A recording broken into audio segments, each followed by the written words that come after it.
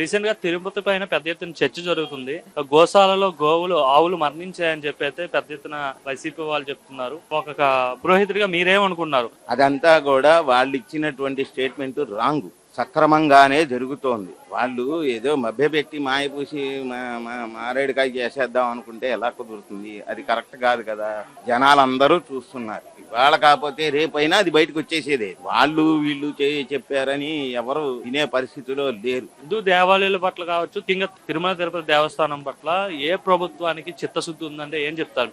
గత ప్రభుత్వానికా లేదంటే ప్రస్తుతం ఉన్న కూటమి ప్రభుత్వానికా? కూటమి ప్రభుత్వానికే చిత్తశుద్ధి ఉంది. ఎందుకంటే ఒక హిందువులమై పుట్టి ఒక హిందువుగా గర్విస్తున్నాను. వాళ్ళు చేసినట్లుగా ఈ గత ప్రభుత్వం చేయలేదు. ఎక్కడ చూసినా కూడా అన్ని దారుణాలే చేశారు. రాముల వారి రథం తగలబెట్టిన దగ్గర నుంచి, రాముల వారి తలకాయ తిరగొట్టిన దగ్గర నుంచి మనకు అన్ని తెలుసు, జనాలందరికీ తెలుసు. కాకపోతే అప్పుడు అంతా జులుం ప్రభుత్వం కదా, ఇప్పుడు జులుం ప్రభుత్వం లేదు కాబట్టి అంతా సౌఖ్యంగా ఉంది. తిరుపతి కల్తీ కూడా నేను సమర్థిస్తున్నా. కల్తీ జరిగిన మాట వాస్తవం. అప్పుడు శ్రద్ధ చూపించలేదు అంటారా అప్పుడున్న ప్రభుత్వం? చూపించలేదు. వాళ్ళకి ఏంటంటే ఎంతసేపటికి దాని మీద ఆదాయమే చూసుకున్నారు. ఆదాయం కూడా పోనీ సక్రమంగా వినియోగించారంటే అది లేదు. సిపి వాళ్ళు ముఖ్యంగా టీటీడీ మాజీ చైర్మన్ బొమ్మన కరుణాకర్ రెడ్డి, మిగతా రోజా వీళ్ళంతా అంటున్నారు కూటమి ప్రభుత్వం వచ్చిన తర్వాత టీటీడీని సరిగా పట్టించుకోవట్లేదు అని చెప్పి అయితే వాళ్ళు ఆరోపిస్తున్నారు.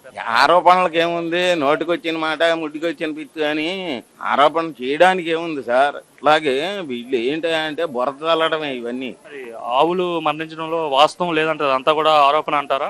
ఆవులు సహజంగా మరణిస్తే అది వేరే దారండి. ఇది మనకి ఫోకస్ లో పెట్టి ఎప్పుడో చనిపోయినటువంటి ఆవులను తీసుకొచ్చి ఫోటోలు పెట్టేసేసి ఇది అక్కడ అలా జరుగుతోంది, ఇక్కడ ఇలా జరుగుతోంది అని ఇతర వాళ్ళ మీద బురద చల్లేస్తానంటే అది ఎంత మటుకు కరెక్ట్?